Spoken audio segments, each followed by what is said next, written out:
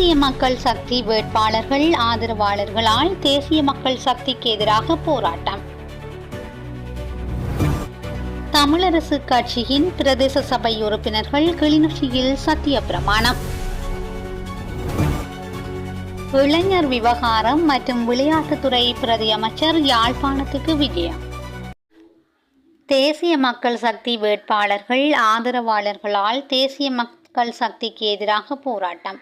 இயக்கச்சி பகுதியில் நேற்று நடைபெற்ற இளைஞர் கழக நிர்வாக தெரிவின் போது தேசிய மக்கள் சக்தி வேட்பாளர்கள் ஆதரவாளர்களால் தேசிய மக்கள் சக்திக்கு எதிராக ஆர்ப்பாட்டம் முன்னெடுக்கப்பட்டது.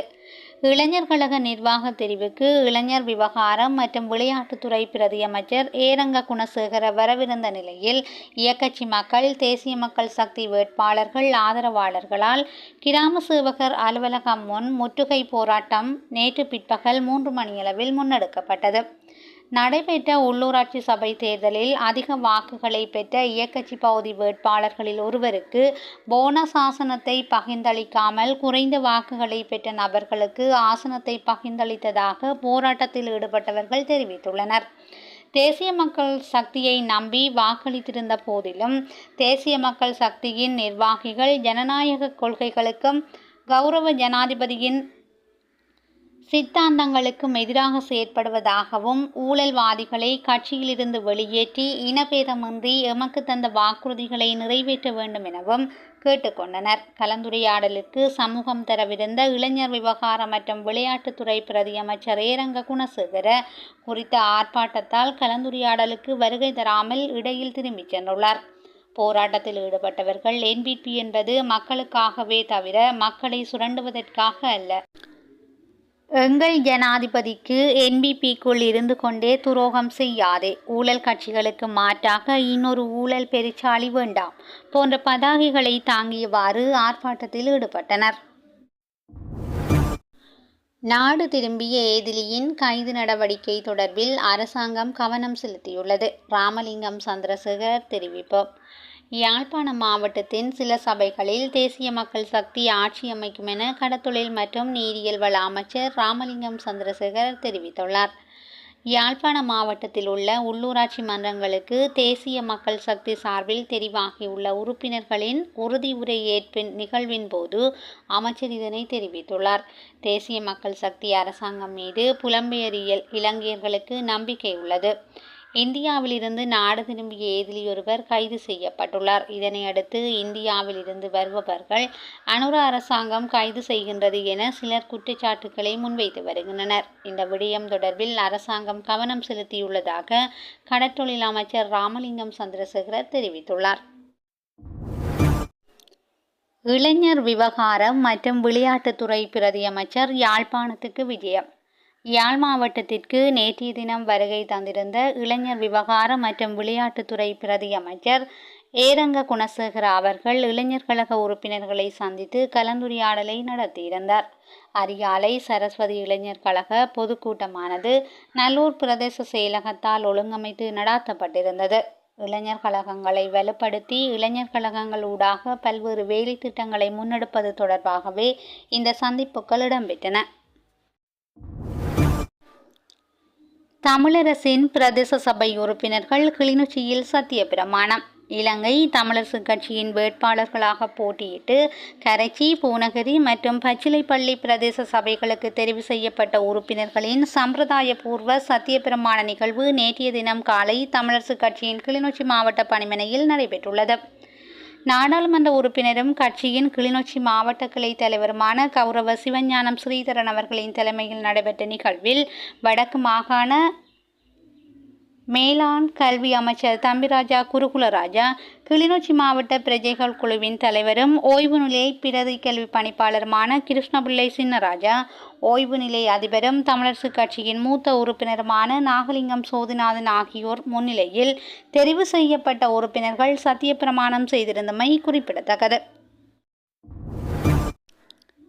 யாழ் மாவட்டத்தில் சில சபைகளில் தேசிய மக்கள் சக்தி ஆட்சி அமைக்கும் அமைச்சர் ராமலிங்கம் சந்திரசேகர தெரிவிப்பு. தேசிய மக்கள் சக்தி அரசாங்கம் மீது புலம்பெயர் வாழ் இலங்கையர்களுக்கு நம்பிக்கை உள்ளது. எனவே சில தீய சக்திகளால் பரப்பப்படும் கதைகளை அவர்கள் நம்ப மாட்டார்கள் என்று கடற்தொழில், நீரியல் மற்றும் கடல் வளங்கள் அமைச்சர் ராமலிங்கம் சந்திரசேகரர் தெரிவித்துள்ளார். யாழ் மாவட்டத்தில் உள்ள உள்ளூராட்சி சபைகளுக்கு தேசிய மக்கள் சக்தி சார்பில் தெரிவாகியுள்ள உறுப்பினர்களின் உறுதி உரை ஏற்பு நிகழ்வு அமைச்சர் ராமலிங்கம் சந்திரசேகரர் தலைமையில் யாழ்ப்பாணத்தில் உள்ள தனியார் மண்டபத்தில் நேற்றைய தினம் இடம்பெற்றுள்ளது. இந்நிகழ்ச்சியில் தேசிய மக்கள் சக்தியின் யாழ் மாவட்ட பாராளுமன்ற உறுப்பினர்களான இளங்குமரன், ராஜீவன், பவானந்தராஜா உள்ளிட்ட உயர்மட்ட உறுப்பினர்களும் கலந்து கொண்டனர். இந்நிகழ்வில் உரையாற்றுகையிலேயே அமைச்சர் மேற்கண்டவாறு கூறியுள்ளார். இந்தியாவிலிருந்து நாடு திரும்பிய அகதியொருவர் கைது செய்யப்பட்டுள்ளார். இதனை அறிந்து இந்தியாவிலிருந்து வருபவர்களை அனுர அரசாங்கம் கைது செய்கின்றது என சிலர் குற்றச்சாட்டுக்களை முன்வைத்து வருகின்றனர். அவரை அரசாங்கம் கைது செய்யவில்லை.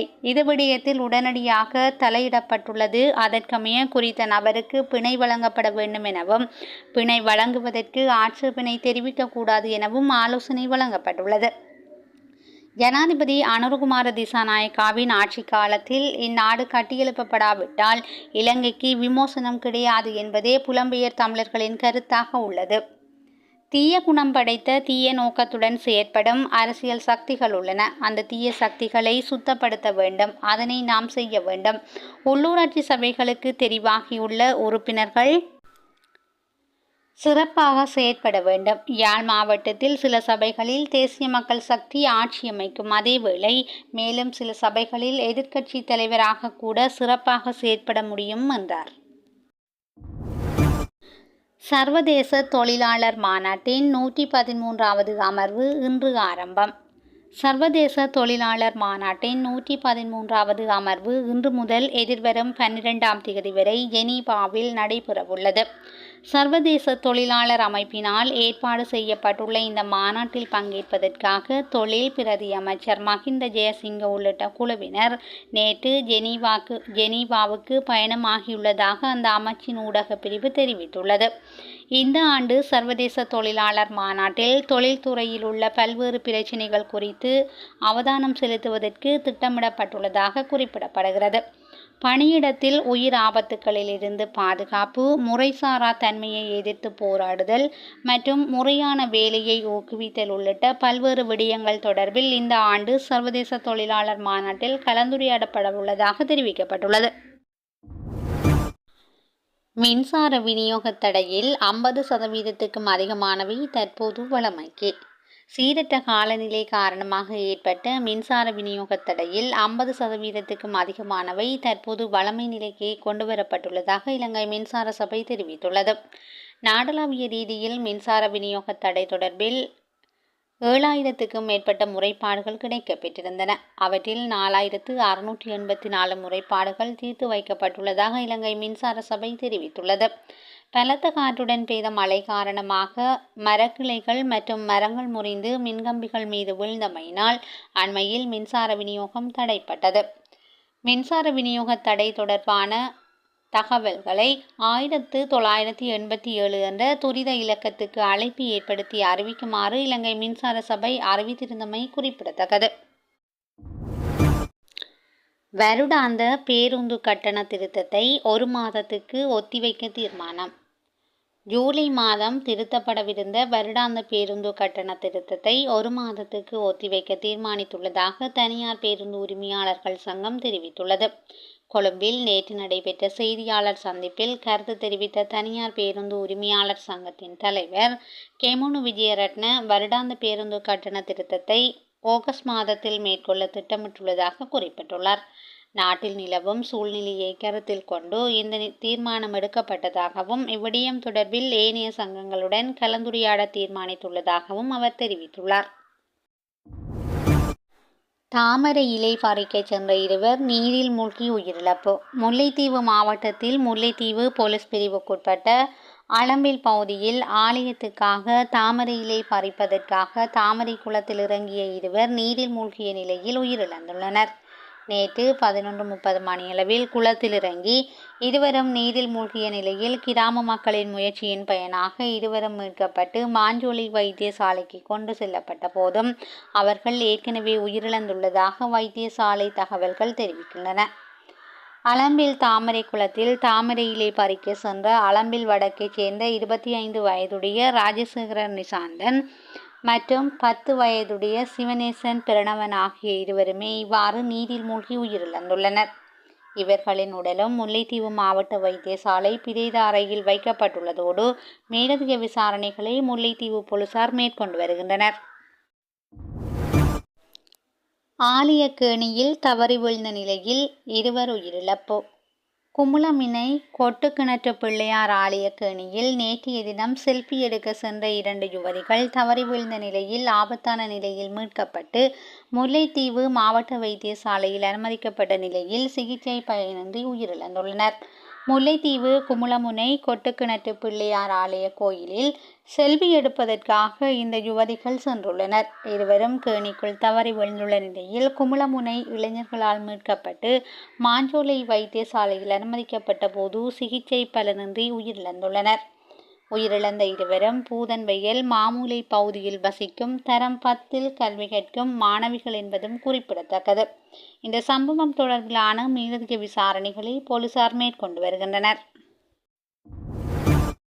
சர்வதேச தொழிலாளர் மாநாட்டின் 113வது அமர்வு இன்று ஆரம்பம். சர்வதேச தொழிலாளர் மாநாட்டின் 113வது அமர்வு இன்று முதல் எதிர்வரும் 12ஆம் தேதி வரை ஜெனீவாவில் நடைபெறவுள்ளது. சர்வதேச தொழிலாளர் அமைப்பினால் ஏற்பாடு செய்யப்பட்டுள்ள இந்த மாநாட்டில் பங்கேற்பதற்காக தொழில் பிரதி அமைச்சர் மஹிந்த ஜெயசிங்க உள்ளிட்ட குழுவினர் நேற்று ஜெனீவாவுக்கு பயணமாகியுள்ளதாக அந்த அமைச்சின் ஊடக பிரிவு தெரிவித்துள்ளது. இந்த ஆண்டு சர்வதேச தொழிலாளர் மாநாட்டில் தொழில்துறையில் உள்ள பல்வேறு பிரச்சினைகள் குறித்து அவதானம் செலுத்துவதற்கு திட்டமிடப்பட்டுள்ளதாக குறிப்பிடப்படுகிறது. பணியிடத்தில் உயிர் ஆபத்துகளில் இருந்து பாதுகாப்பு, முறைசாரா தன்மையை எதிர்த்து போராடுதல் மற்றும் முறையான வேலையை ஊக்குவித்தல் உள்ளிட்ட பல்வேறு விடயங்கள் தொடர்பில் இந்த ஆண்டு சர்வதேச தொழிலாளர் மாநாட்டில் கலந்துரையாடப்படவுள்ளதாக தெரிவிக்கப்பட்டுள்ளது. திருகோணமலை கடற்கரை பகுதிகளில் அகற்றப்பட்ட 2100 கிலோகிராம் குப்பைகள். திருகோணமலை கடற்கரை பகுதிகளில் இருந்து 2100 கிலோகிராம் குப்பைகள் அகற்றப்பட்டுள்ளதாக தெரிவிக்கப்பட்டுள்ளது. சர்வதேச சுற்றாடல் தினம் எதிர்வரும் ஜூன் மாதம் 5ஆம் தேதி அனுஷ்டிக்கப்பட உள்ளதை முன்னிட்டு கடற்கரையை சுத்தம் செய்யும் நடவடிக்கை நேற்றைய தினம் முன்னெடுக்கப்பட்டது. இதன்போது குறித்த குப்பை தொகை அகற்றப்பட்டுள்ளது. ஏல விற்பனைக்கு வரும் திரைசேரி உண்டியல்கள் தொடர்பான அறிவித்தல். 1,67,500 மில்லியன் ரூபாய் பெறுமதியான திரைசேரி உண்டியல்கள் எதிர்வரும் 4ஆம் தேதி ஏல விற்பனையினூடாக வழங்கப்பட உள்ளதாக இலங்கை மத்திய வங்கி அறிவித்துள்ளது. இதன்படி 91 நாட்கள் முதிர்வு காலத்தை கொண்ட 22,500 மில்லியன் ரூபாய் பெறுமதியான திரைசேரி உண்டியல்களும் 182 நாட்கள் முதிர்வு காலத்தை கொண்ட 55,000 மில்லியன் ரூபாய் பெறுமதியான திரைசேரி உண்டியல்களும் 364 நாட்கள் முதிர்வு காலத்தை கொண்ட 90,000 மில்லியன் ரூபாய் பெறுமதியான திரைசேரி உண்டியல்களும் ஏல விற்பனையினூடாக வழங்கப்பட உள்ளதாக மத்திய வங்கி அறிவித்துள்ளது. செய்திகளை உடனுக்குடன் தெரிந்து கொள்ள SL தமிழ் வலையொலி பக்கத்துடன் இணைந்திருங்கள். நன்றி, வணக்கம்.